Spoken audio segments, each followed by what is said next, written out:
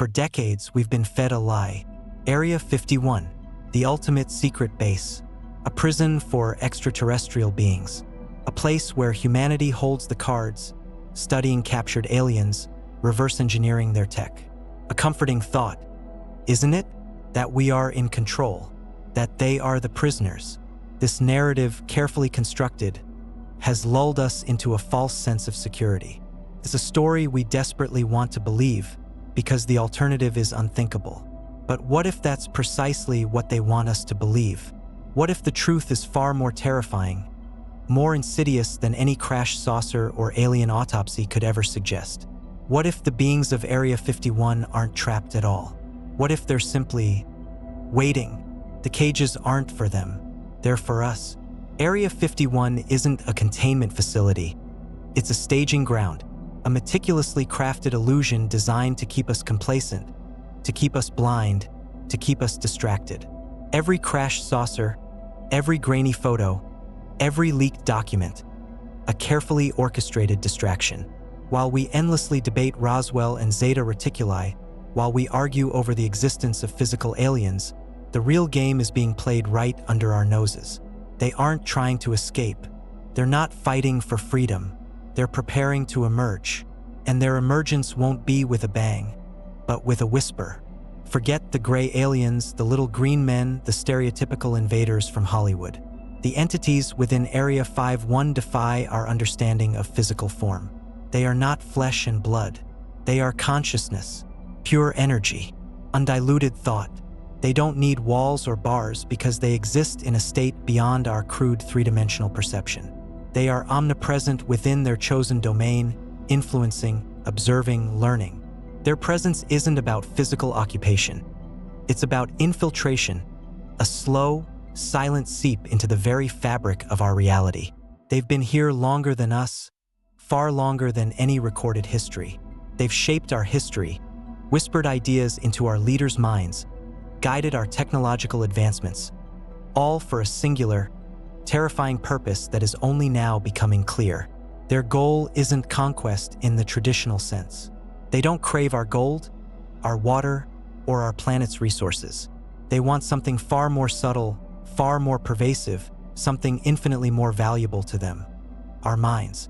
Our collective consciousness is a resource, a vast, interconnected network of thought, emotion, and experience, and they are cultivating it. Area 51 is not just a base. It's a nexus, a focal point for this cultivation. The experiments conducted there aren't on alien biology. They're on human psychology. They study how we react, how we adapt, how easily we can be guided. They are testing the limits of our free will, subtly bending the trajectory of our species without us ever realizing the hand on the rudder. I remember one night, deep within the lower levels, a technician, usually so focused, so meticulous in his work, just stopped. He stood there, perfectly still, staring at nothing. His eyes were wide, unfocused, as if listening to a distant, inaudible symphony. I asked him what was wrong, if he was all right. He turned, his face pale, his eyes distant, and whispered, "Don't you hear it?" He wasn't talking about a sound in the air.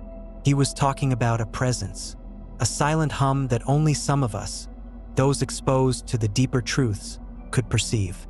A hum that was growing louder, more insistent, echoing not in our ears, but in the very core of our being. That hum, that pervasive presence, it's their mechanism. Their ultimate goal is the harvest of minds. Our collective consciousness, this vast, intricate web of human thought and emotion, is their crop, and they are cultivating it with chilling precision. Area 51 is not merely a research facility. It's a sophisticated agricultural station for the human psyche.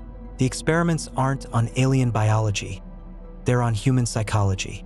They meticulously observe how we react, how we adapt, how easily we can be guided.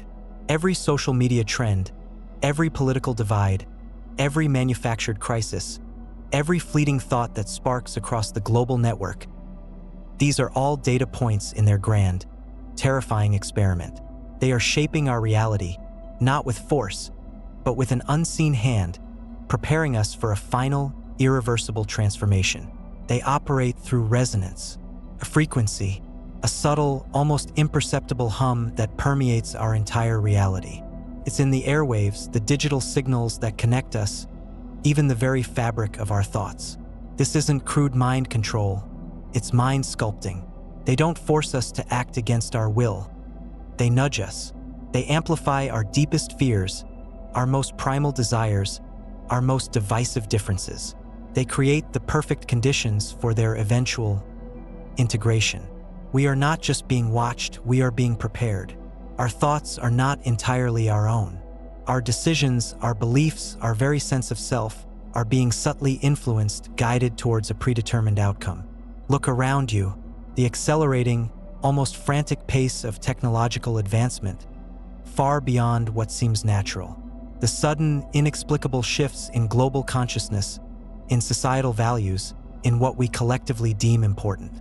The pervasive feeling that something fundamental has changed, a subtle unease, a nagging doubt that you can't quite put your finger on. These aren't coincidences. They are symptoms. The world is ripening. The harvest is drawing near. And the beings in Area 51 aren't just observing. They're actively orchestrating the final act, manipulating the strings of our existence from the shadows. The guards, the fences, the no-fly zones, the impenetrable walls, they're not there to keep them in. They're there to keep us out, to maintain the illusion of control, to project an image of human dominance, to prevent any rogue element, any truth seeker, from disrupting their carefully laid plans. Anyone who gets too close, who sees too much, who truly understands, is either silenced or, far worse, absorbed. Their knowledge, their very essence, becomes part of the collective, feeding the very entities they sought to expose. The security is a performance, a theatrical display for the masses, a grand deception to mask the true nature of their presence. They are waiting for the optimal moment, a convergence of global events, a peak in human susceptibility, a point of maximum pliability. When our collective consciousness is most vulnerable, most ready for assimilation. It won't be an invasion with spaceships and lasers, no grand battle for Earth.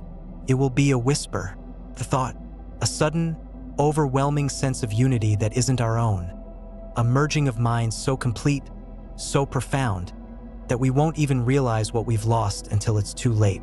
We won't fight it, we'll welcome it, we'll embrace it as our own evolution, our next step, unaware that we are merely fulfilling their ancient design.